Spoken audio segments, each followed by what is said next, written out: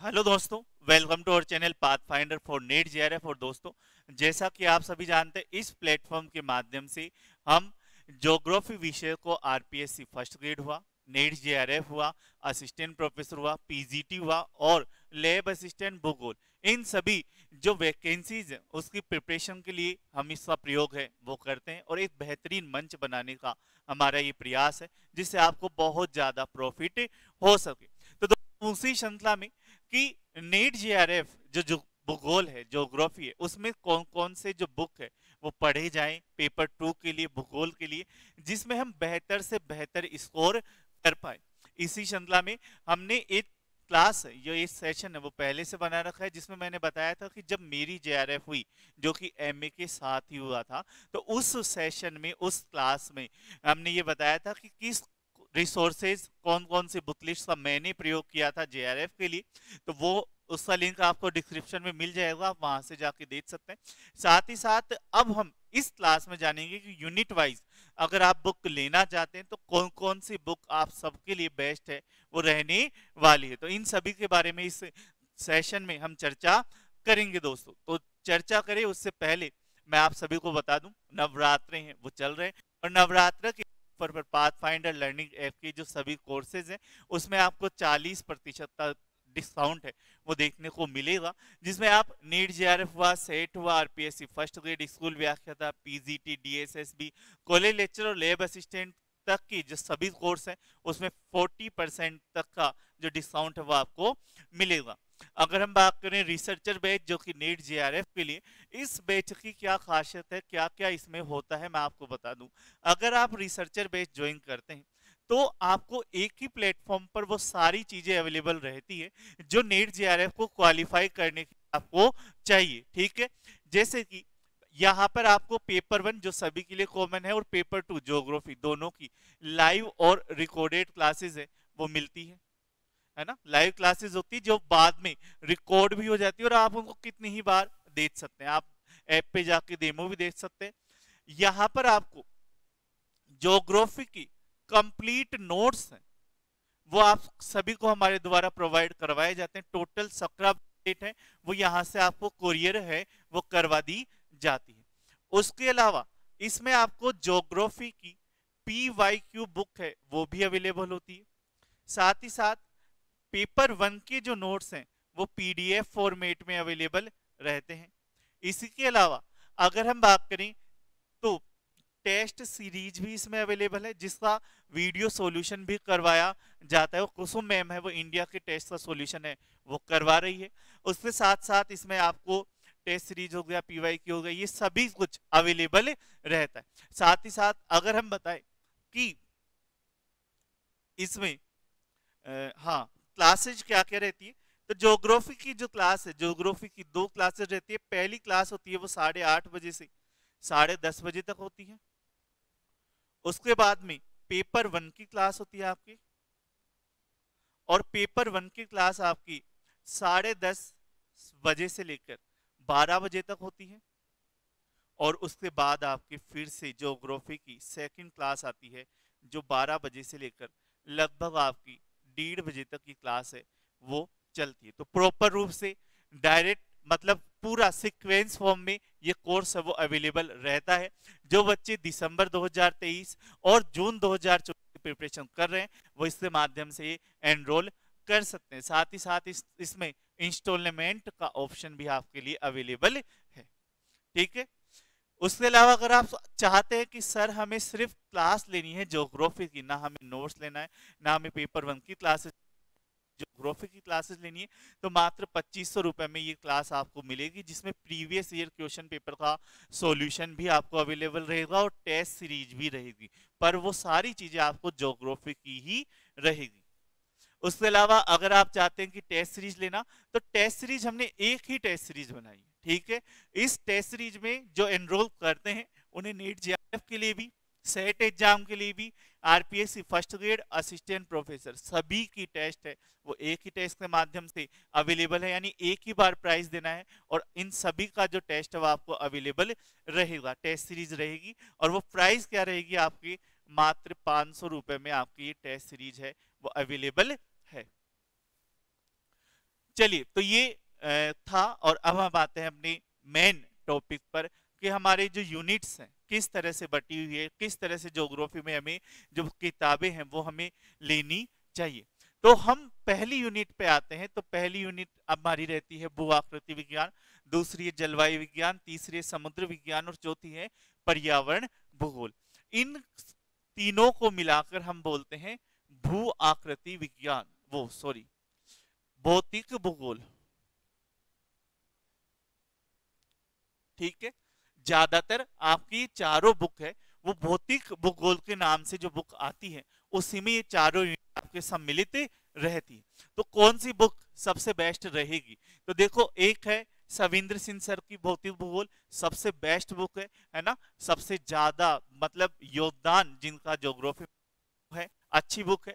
उसके अलावा एक जो बुक है भौतिक भूगोल physical geography BC Jat sir की, वो भी अच्छी है, लैंग्वेज इनकी थोड़ी सविंद्र सिंह सर से इजी आपको रहेगी, है ना। तो ये एक बुक ये है और एक बुक, इन दोनों में है ना, इसमें भी 4 यूनिट कवर होती है और इसी में भी आपके 4 यूनिट कवर होती है। उसके अलावा अगर आप लेना चाहें कि सर हमें तो अलग अलग पढ़ना है, तो पहली यूनिट के लिए भू आकृति विज्ञान जो पहली यूनिट है आपकी, उसके लिए सविंद्र सिंह की अलग से बुक आती है। उसके अलावा जलवायु विज्ञान और समुद्र विज्ञान, इन दोनों के लिए DS लाल की जो बुक आती है, ठीक है, ये बुक बेस्ट रहती है, बढ़िया रहती है, अच्छी ये बुक रहती है DS लाल वाली। ठीक है, तो अगर आप अलग लेना चाहिए, बाकी काम इनसे भी चल जाएगा, या तो ये ले ले या फिर ये ले ले, 4 यूनिट कवर हो जाती है। अगर आप अलग से लेना चाहते हैं तो भू आकृति विज्ञान यूनिट 1 के लिए आपकी ये सविंद्र सिंह सर की बेस्ट है। उसके अलावा जलवायु विज्ञान और समुद्र विज्ञान इन दोनों के साथ आती है DS लाल की।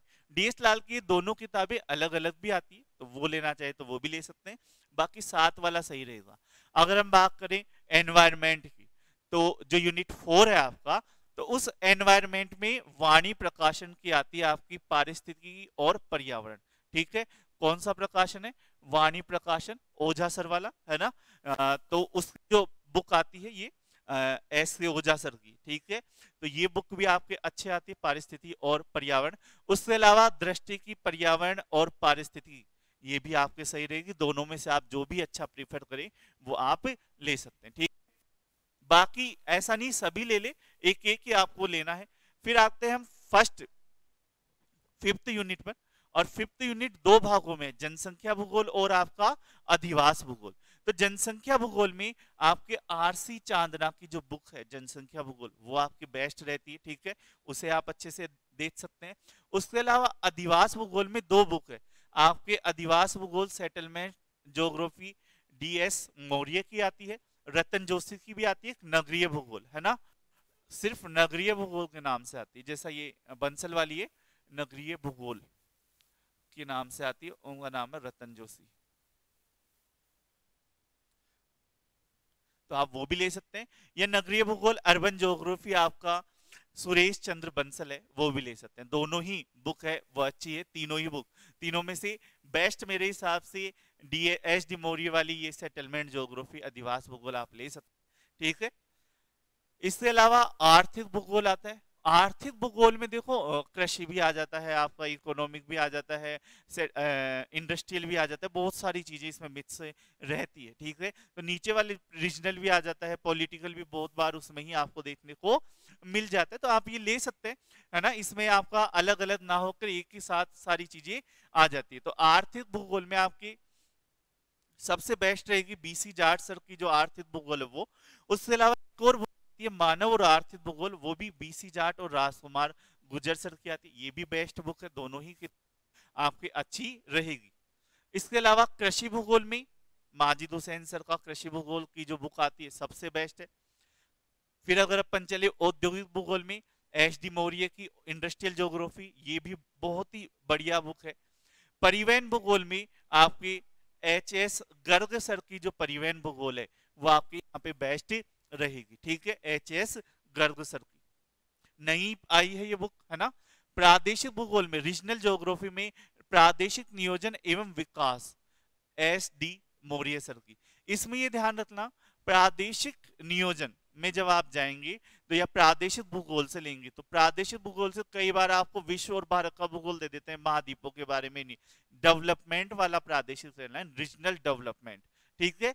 प्रादेशिक उस हिसाब से नहीं कि हमें महाद्वीप महासागर पढ़ने, हमें रीजनल डेवलपमेंट की तरह जाना है, रीजनल प्लानिंग एंड डेवलपमेंट, ठीक है। फिर सेवेंथ यूनिट भी दो भागों में आपके, राजनीतिक भूगोल और कौन सा, सामाजिक और सांस्कृतिक भूगोल। तो सामाजिक और सांस्कृतिक भूगोल में आप मानव भूगोल ले सकते हैं, माजिद हुसैन सर की सबसे बेस्ट है ना। उसके अलावा आप सांस्कृतिक भूगोल गायत्री प्रसाद की ये वाली बुक भी ले सकते हैं। राजनीतिक भूगोल सबसे अच्छा आपका है ना, राजनीतिक भूगोल सुदीप्ति अधिकारी की ये जो बुक है वो सबसे बेस्ट आपकी रहती है। 8 यूनिट जो आती है भौगोलिक चिंतन, तो भौगोलिक चिंतन में आपके पास दो ऑप्शन है, अच्छे ऑप्शन है, शानदार ऑप्शन है दोनों ही। अगर आप माजिद हुसैन सर की लेते हैं तो वो तो बेस्ट है ही, उससे अलावा आपके भौगोलिक चिंतन की आती है बीसी जाट सर की, वो भी आपके बढ़िया है। दोनों ही किताबों में ज्यादा अंतर आपको देखने को नहीं मिलेगा, बाकी डिटेल थोड़ी सी ज्यादा इनमें आपको देखने को मिलेगी, ठीक है। तो माजिद हुसैन सर का भी अच्छा है और बीसी जाट सर का भी आपको अच्छे से देखने को मिलता है। 9th यूनिट में जब हम आते हैं तो उसमें भी दो आता है, तो कार्टोग्राफी मानचित्र कला और दूसरा स्टैटिकल ज्योग्राफी सांख्यिकी भूगोल। तो स्टैटिक ज्योग्राफी में सांख्यिकी भूगोल नाम से आती है एस.एम. रिजवी की, ठीक है। ये बुक सबसे बेस्ट है, स्टैटिकल ज्योग्राफी। असिस्टेंट प्रोफेसर की भी जो तैयारी कर रहे हैं उन्हें ये बुक निश्चित रूप से पढ़नी चाहिए, ठीक है, एस.एम. रिजवी की। और उसके अलावा मानचित्र कला में अगर आए तो स्टैटिकल जो है वो इन दोनों किताबों में भी आपको मिल जाएगा, अलग से ना ले तो, लेकिन मानचित्र कला के लिए तो ये आपको ले। एक तो आता है आपको प्रायोगिक भूगोल जो आर.एन. मिश्रा और पी.के. शर्मा का, ये भी अच्छा है। उसके अलावा जे.पी. शर्मा का आपका प्रायोगिक भूगोल रहता ही रहता है। बाकी इन दोनों में अगर लैंग्वेज की बात करें कि कौन से जो बुक है उसकी लैंग्वेज ज्यादा इजी है, तो मुझे पर्सनली ये वाली बुक की लैंग्वेज है वो ज्यादा इजी लगती है। बाकी जे.पी. शर्मा सर की किताब को कितने वर्षों से है वो चली आ रही है। उसके अलावा भारत का भूगोल की बात करी तो भारत का भूगोल डी.एस. खुल्लर सबसे बेस्ट। और इसके अलावा अगर आपको डायग्राम के माध्यम से देखना है कि अच्छे अच्छे डायग्राम हमें देखने को मिले तो पेरियार की आती है भारत का भूगोल, तो ये भी एक अच्छी बुक है, वो आपके लिए रहने वाली होती है, ठीक है। तो ये सारी थी 10 से 10 यूनिट की जो बुक है वो हमने देखी। और अगर आप तैयारी किताबों के माध्यम से लंबे, यानी आपके पास 1-1.5 साल से ज्यादा का समय है, तो निश्चित रूप से आपको बुक्स के माध्यम से तैयारी है वो करनी चाहिए, ठीक है। तो ये हमारा जैसे भू आकृति विज्ञान, जलवायु विज्ञान, समुद्र विज्ञान और पर्यावरण, इनका अगर चारों का एक साथ लेना हो तो आप भौतिक भूगोल बीसी जाट और माजिद वो सविंदर सिंह सर का, अलग अलग लेना हो तो यूनिट 1 के लिए आपके सविंदर सिंह है, यूनिट 2 और 3 में आपका कौन सा आ जाएगा, जलवायु विज्ञान और समुद्र विज्ञान, उसमें आपका डी.एस. लाल सर। उसके अलावा एनवायरनमेंट में ओझा सर की आपके पारिस्थितिकी पर्यावरण वाणिज्य वाणी प्रकाशन की और दृष्टि वाली एनवायरनमेंट वाली बुक आ जाती है। इसके अलावा जनसंख्या भूगोल आपके आर.सी. चांदना की, आदिवास भूगोल रतन जोशी, एच.डी. मौर्य और नगरीय रतन जोशी, वो बंसल वाली, ये बंसल वाली है रतन जोशी और एच.डी. मौर्य। उसके अलावा आपकी आर्थिक भूगोल में बीसी जाट सर की बेस्ट बुक है ना। कृषि भूगोल माजिद हुसैन, औद्योगिक भूगोल एच.डी. मौर्य, परिवहन भूगोल एच.एस. गर्ग, प्रादेशिक भूगोल एच.डी. मौर्य, सामाजिक एवं सांस्कृतिक भूगोल माजिद हुसैन का मानव भूगोल जो आता है वो सबसे बेस्ट है। उसके अलावा पॉलिटिकल ज्योग्राफी में सुदीप्ति अधिकारी, भौगोलिक चिंतन में बीसी जाट और माजिद हुसैन, दोनों में से आप कोई भी ले सकते हैं। सांख्यिक भूगोल में रिजवी की और प्रायोगिक भूगोल मानचित्र कला में आर.एन. मिश्रा, पी.के. शर्मा और आपके जे.पी. शर्मा, और भारत के भूगोल में डी.एस. खुल्लर और पेरियार। तो ये टोटल जो बुक है वो आपके सामने है जो मैंने बताई, ठीक है। अब हम चलते हैं थोड़ा सा एक डिस्कशन और कर लेते हैं कि सर आपने भी नोट्स निकाल रखे हैं, है ना, तो उन नोट्सों में नीट के सिलेबस में और इन किताबों में किस तरह से हम कॉम्बिनेशन बिठाएं या हम नोट्स ले या नहीं ले, तो इसके बारे में भी हम थोड़ी सी चर्चा कर लेते हैं। ठीक है, अभी हम इस पे आ जाते हैं। ठीक है, तो ये नेट का आपका सिलेबस है, तो सिलेबस पे भी चर्चा हो जाएगी और साथ ही साथ नोट्स पे चर्चा हो जाएगी। तो अगर हम नेट का सिलेबस देते हैं तो भू आकृति विज्ञान में जब आप बुक्स में जाते हैं, किताबों में जाते हैं, तो किताबें लिखी जाती हैं जो भू आकृति विज्ञान में सारी चीजें सम्मिलित करती है। एक एक चीज जो यूनिवर्सिटी या 5-6 यूनिवर्सिटी का जो सिलेबस है उससे कवर करती है। लेकिन हमें जो कवर करना है वो नेट का सिलेबस कवर करना है, और उसी ओरिएंटेशन, उसी चीज को ध्यान में रखते हुए हमने पूरा आपका जो बुक है वो नोट्स है वो बनाए हैं कि आपके जो नोट्स है वो नेट के ओरिएंटेड हो, तो उसी हिसाब से हम कार्य करें। फर्स्ट ग्रेड के जो नोट्स होते हैं वो फर्स्ट ग्रेड के सिलेबस के अनुसार बनाए जाते हैं, आरपीएससी असिस्टेंट प्रोफेसर के उस हिसाब से। हमारा ये है कि हाँ, जिस तरह का आपका सिलेबस है उसी दिशा में आपके नोट्स हो, आपकी पढ़ाई हो, एक्स्ट्रा ज्यादा हमें ध्यान देने की आवश्यकता नहीं है। हालांकि बहुत से टॉपिक ऐसे होते हैं जो जुड़े हुए होते हैं, उन्हें पढ़ाने के बाद ही सिलेबस वाला टॉपिक पढ़ा जा सकता है, तो वो जो कंपलसरी चीजें हैं वो निश्चित रूप से आपको नोट्स में मिलती है। तो अगर हम बात करें पहली भू आकृति विज्ञान की, तो उसमें आपको महाद्वीपीय प्रवाह देखने को मिलता है, प्लेट विवर्तन, आंतरिक बल, बाह्य बल, अनाच्छादन ऑप्शन, भू आकृति क्रियाएं, डेविस और पेंक वाली, ढाल वाले सिद्धांत, भू संतुलन, भूकंपनीयता, वलन, भ्रंशन, ज्वालामुखी, स्थल निर्माण घटनाएं, भू आकृति संकट जैसे भूकंप, ज्वालामुखी, भूस्खलन और हिमस्खलन। तो ये आपका सिलेबस है, छोटा सा सिलेबस है फर्स्ट पेपर का। और आपको जो नोट्स में जो मिलता है ये हमारी इंडेक्स है। ठीक है, तो नोट्स में आपको क्या क्या मिलता है, जैसे सौर परिवार, पृथ्वी गतियां, पृथ्वी की उत्पत्ति, अक्षांश देशांत। तो यहां तक हमारा जो है वो ऐसा सिलेबस है जो पीजीटी में सब में आता है, जियोमॉर्फोलॉजी पढ़ने के लिए हमें पढ़ना पड़ता है। बाकी नेट वाले सिलेबस में ये 4 टॉपिक नहीं है। ठीक है, उसके बाद में आता है पृथ्वी की आंतरिक संरचना, ये है आंतरिक बल, बाह्य बल, अनाच्छादन प्रक्रम, स्थलाकृतियों का विकास, नदी द्वारा, पवन द्वारा, हिमनद द्वारा, भूमिगत जल द्वारा और तरंग द्वारा। जब फर्स्ट ग्रेड के नोट्स होते हैं तो उसमें 3 ही है, नदी, पवन और हिमनद। ठीक है, तो बाकी एक्स्ट्रा नहीं है तो वो नहीं है। ठीक है, तो इस तरह से हमने बनाए हुए। महाद्वीपीय विस्थापन, प्रवाह है, महाद्वीपीय विस्थापन और प्रवाह के बाद हुई अध्ययन, होम्स वाला ये वाले विचार आ जाते हैं इसमें, प्लेट विवर्तन सिद्धांत आ जाता है, ढाल आ जाता है, भौगोलिक चक्र आ जाता है, डेविस और पेंक वाला, भूसन्नति, वलन, भ्रंशन, पर चट्टाने, भूसंतुलन, भूकंप, ज्वालामुखी, भूस्खलन और अप्लाइड ज्योग्राफी। तो जो पूरा सिलेबस है आपका वो पूरा सिलेबस हमने इसमें शामिल किया हुआ है। ढाल वाले सिद्धांत आ गए, भू संतुलन, भूकंप, वलन, भ्रंशन, ज्वालामुखी, सभी कुछ इसमें आता है। ठीक है, तो यहाँ पे आपकी वलन, भ्रंशन हो गया, चट्टाने हो गई, भू संतुलन, भूकंप, ज्वालामुखी, सभी सारी चीजें इसमें सम्मिलित होती है। फिर आ जाते हैं अपन जलवायु विज्ञान वाले पर। तो जलवायु विज्ञान वाले में क्या है, वायुमंडल की संरचना, संयोजन, तापमान, उष्मा का बजट, तापमान, सूर्य ताप, उष्मा का बजट, तापमान, वायुमंडलीय दाब, पवनी, वायुमंडलीय परिसंचरण, वायु राशि, वाताग्र, ऊपरी वायुमंडलीय संचरण, चक्रवात, प्रतिचक्रवात, उष्णकटिबंधीय और शीतोष्ण कटिबंधीय, कोपेन थार्नथवेट का वर्गीकरण, इंसो घटनाएं, अल्नीनो, लालिनो, दक्षिणी दोलन, ये उसमें आ जाती है, मानसून में आ जाती है सारी। मौसमी संकट और घटनाएं जैसे चक्रवात, अब चक्रवात यहाँ पे पढ़ लिए, यहाँ पे पढ़ लिए, एक ही बात है।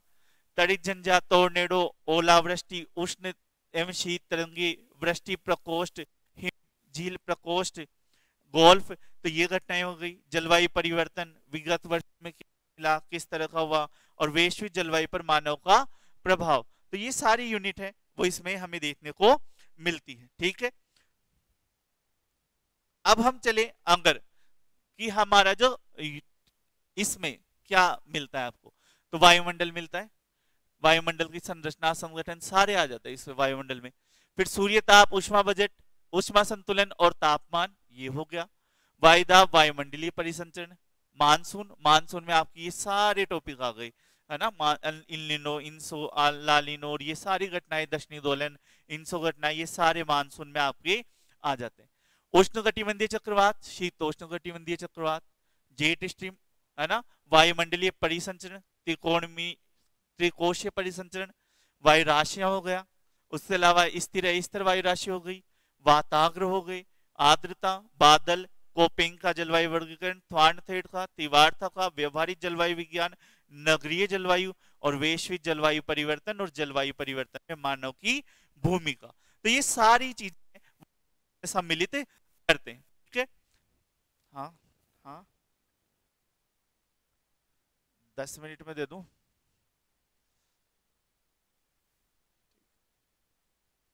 है ना, उसके अलावा समुद्र विज्ञान में आता है। तो समुद्र विज्ञान में क्या होता है आपका, महासागरीय उच्चावच, संयोजन, तापमान, घनत्व, लवणता, संचरण, गर्म और ठंडी जलधाराएं, लहरें, ज्वार भाटा क्या होता है, समुद्र स्तर परिवर्तन, और उसके बाद में सुनामी और चक्रवात। तो ये सारी चीजें हमें इसमें पढ़नी होती है। और हमारे जो नोट्स है उसमें क्या मिलता है, महासागरीय उच्चावच देख लो आप, महासागरीय उच्चावच। ठीक है, फिर समुद्री तापमान और लवणता, जलधारा, ज्वार भाटा, प्रवाल भित्तियां, प्रवाल विरंजन क्या होता है, समुद्री निक्षेप, समुद्र का नियम क्या है, समुद्री संसाधन क्या है, समुद्री प्रदूषण क्या है, सागरीय तरंग क्या है ना, समुद्र तल में परिवर्तन किस तरह से होता है, और प्रमुख समुद्री वैज्ञानिक कौन कौन से है।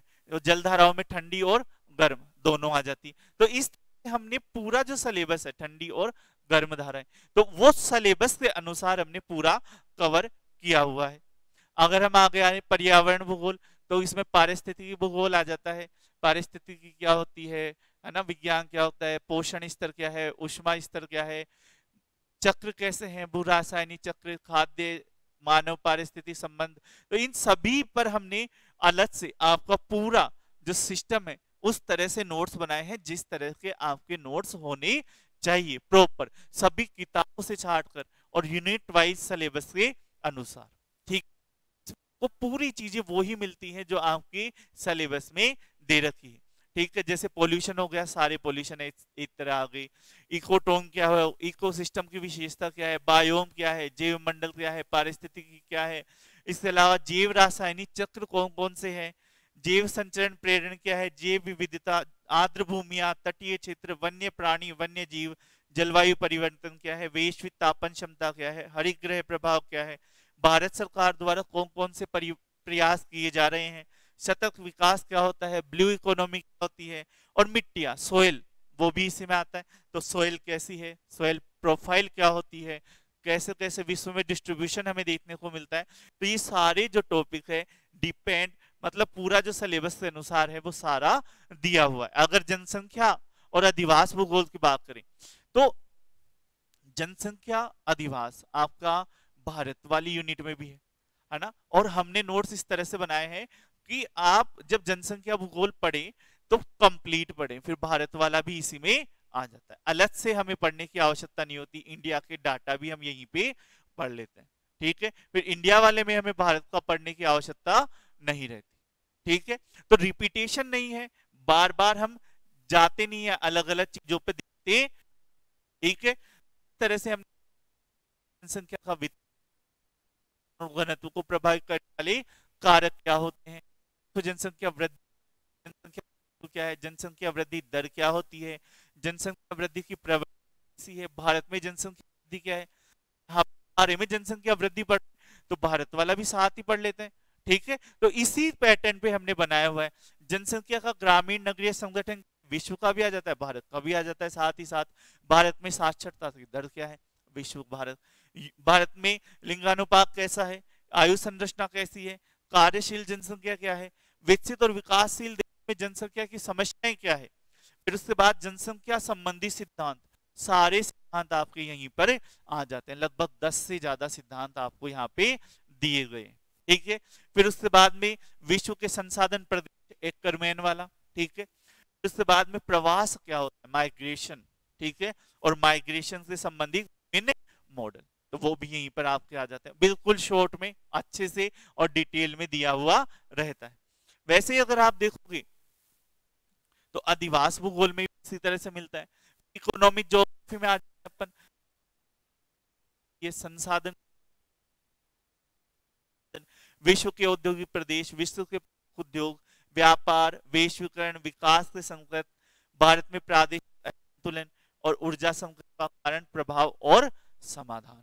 तो सारी चीजें आपको डिटेल में देखने को मिलती है। अगर कृषि भूगोल है, भूगोल सामान्य परिचय, 13 जो कृषि प्रदेश है जहां से क्वेश्चन आता ही आता है वो रह गया।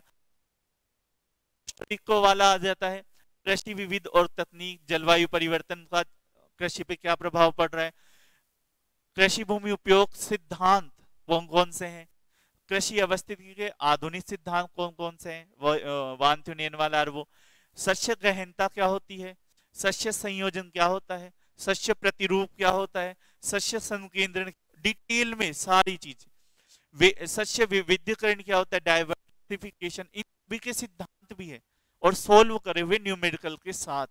ठीक है, फिर उसके बाद में कृषि उत्पादकता क्या है, भारत में कृषि विशेषता है, इंडिया, जब पूरा कृषि पढ़ ही रहे हैं सारा तो इंडिया वाला भी यहीं पे पढ़ लेते हैं। ठीक है, फिर भारत की पंचवर्षीय योजनाओं में कृषि का विकास कैसे हुआ ये भी है, भारत में हरित क्रांति ये भी यहीं पे आ जाता है, भारतीय कृषि को विकसित करने वाली के लिए लाई गई क्रांतियां और उनके प्रयास, जैसे लाल क्रांति, नीली क्रांति, पीली क्रांति, हरी क्रांति, तो वो सारे यहीं पे आ जाते हैं प्रयास। ठीक है, तो ये डिटेल में दिया गया है और कौन कौन से कृषि से कौन कौन सा फायदा हमें होता है। इंडस्ट्रियल ज्योग्राफी में जैसे औद्योगिक भूगोल की संकल्पनाएं, विनिर्माण, औद्योगिक अवस्थिति कारक, उद्योगों का वर्गीकरण, वेबर का औद्योगिक अवस्थिति सिद्धांत, लोश का सिद्धांत, न्यूनतम लागत सिद्धांत, प्रमुख औद्योगिक प्रदेश और औद्योगिक भूगोल का प्रारंभिक विकास का काल किस तरह का था। तो जो जो आपके सिलेबस में है वो सारी चीजें हमने डिटेल से दे रखी है। फिर उससे बाद में आ जाता है परिवहन और व्यापार भूगोल। तो जैसे परिवहन भूगोल क्या होता है, परिवहन भूगोल का विकास कैसे हुआ, विशेषताएं क्या है परिवहन की, परिवहन और स्थानिक प्रक्रियाएं क्या होती है, परिवहन के प्रकार कितने हैं, परिवहन लागत क्या होती है, कॉस्ट क्या होती है, परिवहन लागत के प्रकार कितने हैं, परिवहन लागत की विशेषताएं क्या है, परिवहन जाल क्या होता है, यातायात अभिगम्यता और संयोजकता क्या होती है, परिवहन विकास के मॉडल क्या है, परिवहन भूगोल वेता कौन कौन से हैं और परिवहन के प्रकार किस तरह से है। तो ये पूरा डिटेल से आपका दिया हुआ रहता है। फिर उसके बाद में आ जाए अपन रीजनल पे, तो प्रादेशिक नियोजन का ऐतिहासिक विकास, नियोजन के प्रकार, प्रादेशिक नियोजन, विकास के संकेत, भारत में प्रादेशिक नियोजन, पंचवर्षीय योजनाएं व आर्थिक विकास और आर्थिक विकास के मॉडल। तो सारी चीजें इस मॉडल में 5 मॉडल है आपके, मेडाल वाला, हर्षमैन वाले, तो सारे मॉडल यहीं पे आपको दे रखे, 5 मॉडल इसमें दिए हुए हैं। चलिए फिर आ जाते हैं सामाजिक सांस्कृतिक में, राजनीतिक में। तो राजनीतिक भूगोल में विचारधाराएं, उपागम, अध्ययन क्षेत्र, राष्ट्र राज्य की विशेषताएं, सीमा सीमांत, भू सामरिक विचारधारा, भारतीय नेतृत्व वाले संगठन कौन कौन से, हिंद महासागर की भू राजनीति, और आपके कौन सा आ जाता है प्रमुख राजनीतिक भूगोलवेता, जो आपके हार्टशोन, रिमलैंड ये वाले आते हैं ना, वो इसमें आ जाता है भू सामरिक विचारधाराओं। ठीक, फिर उसके बाद में अरब चिंतक आ जाते हैं, वो थॉट वाला आ जाता है। तो थॉट में भी पूरा डिटेल से आपके दिया गया, शॉर्ट है, अच्छे हैं, स्वीट नोट्स आपके बनाए हुए, इजी टू लर्न है। और अगर आप कोर्स के साथ नोट्स लेते हैं तो बहुत ज्यादा बेनिफिट रहता है। क्यों? क्योंकि उसमें जो हम पढ़ाते हैं और मैंने ही नोट्स बनाए, मैंने ही पढ़ाया, तो वो एक सिंक्रोनाइज हो जाता है, अच्छे से आप समझ पाते हैं चीजों को और अच्छे से आप कर पाते हैं। तो बेनिफिट आपका इसमें बहुत ज्यादा रहता है। तो भौगोलिक विचारधारा, प्राचीन भौगोलिक, यूनानी, रोमन, अरब, खोजी यात्रा विकास कांड के बारे में दे दिया, आधुनिक भूगोल के आधार, संस्थापक जो है, पैराडाइम प्रणाली क्या होती है, स्थानिक संगठन, मात्रात्मक क्रांति, प्रत्यक्षवाद, क्रांतिकारी भूगोल, आचरण भूगोल, द्वैतवाद, संभववाद, निश्चयवाद, मानव भूगोल के जितने भी सिद्धांत है अलग अलग यूनिट वाइज सारे एक जगह ही हमने कवर कर दिए। और लास्ट में महत्वपूर्ण पुस्तकें, टोटल 160 के आसपास पुस्तकें हैं जो आई हुई है प्रीवियस ईयर में, उन सभी को एक जगह संघ के साथ और विद्वानों के नाम के साथ हमने अरेंज कर रखा है। तो इस तरह से हमने सारा है वो सिस्टम बनाया है। भौगोलिक तकनीक है स्टेटिक्स वाले में, ठीक है। तो उसमें भी आपका जो पूरा सिलेबस है, जैसे मानचित्र कला, मापनी, वृद्धिकरण, उच्चावच निरूपण, रेखाएं, परिच्छेदिकाएं, आरेख, मानारेख, वितरण मानचित्र, सर्वेक्षण, मौसम मानचित्र, प्रक्षेप और सुदूर संवेदन, तो पूरा डिटेल में कवर करा हुआ आपका रहता है। जैसे स्टेटिक्स में आंकड़े क्या होते हैं, प्रतिदर्श अध्ययन क्या है, सांकेतिक श्रेणियां क्या है, केंद्रीय प्रवृत्ति की माप। तो ये वाला जो टॉपिक, ये आपकी जनसंख्या में भी तो आता है, आंकड़े, प्रतिदर्श, वो सारा तो सेम ये दोनों, है ना, ये आ जाता है। फिर केंद्रीय प्रवृत्ति की माप, विचलन, अपकिरण, प्रसरण, क्षेत्रीय वितरण, वितरण बिंदुओं का मापन, साधारण आवृत्ति वक्र, पॉइसन वितरण, सह संबंध, संभाव्य त्रुटि, सार्थकता परीक्षण, T test, student T test, ये सुना हुआ होगा ना आपने, जेड टेस्ट, एफ टेस्ट, तो वो सारे इसमें आते हैं। प्रतिगमन रिग्रेशन क्या होता है, chi square test, log graph, तो ये पूरा सिस्टम हमने इसमें बना रखा है। फिर आ जाता है भारत का भूगोल, और भारत के भूगोल में सामान्य परिचय, भूगर्भिक इतिहास, इसमें आ जाता है भौतिक विभाजन, और भौतिक विभाजन में आपके सारे हिमालय, मैदान, प्रायद्वीप सभी, फिर नदियां, झीलें, वनस्पति, जल संसाधन, सिंचाई, जलवायु, मानसून, फिर से बाद में खाद्यान्न फसलें, राष्ट्रीय कृषि नीति, खनिज उत्पादन और भंडार, भारत में उद्योगों का विकास, सड़क नेटवर्क, रेल, जल और आपदाएं भारत में। तो इस तरह से ये भारत का भूगोल है। और पूरे जो नोट्स हैं वो नोट्स एकदम से हम बोल सकते हैं कि हाँ, नेट एग्जाम के लिए और नेट एग्जाम से रिलेटेड है ना। आपको ना कुछ बाहर से एक्स्ट्रा पढ़ने की जरूरत है, ना कुछ इनमें से छोड़ने की आवश्यकता है, ठीक है। तो अच्छे से पढ़ें, डिटेल से पढ़ें और सही ढंग से पढ़ें, ठीक है। और इन सब में इन सारी किताबों का जो समीकरण है, जो सारा सार है, वो भी इसमें सम्मिलित है। तो किताबें पढ़ो या फिर ये पढ़ो, आपकी एक ही बात रहेगी, है ना। तो इस तरह से था, पूरा सिलेबस समझाना हमारा उद्देश्य था, किताबें बुक लिस्ट समझाना उद्देश्य था। और साथ ही साथ जाते जाते ये बता दूं कि मैंने किस तरह से तैयारी करी है। अगर आप वो देखना चाहते हैं तो आप हमारे जो लिंक है डिस्क्रिप्शन है, वहां पे आपको लिंक मिल जाएगा, वहां से जाके आप देख सकते हैं। तो आई होप दोस्तों आपको अच्छा लगा होगा। धन्यवाद।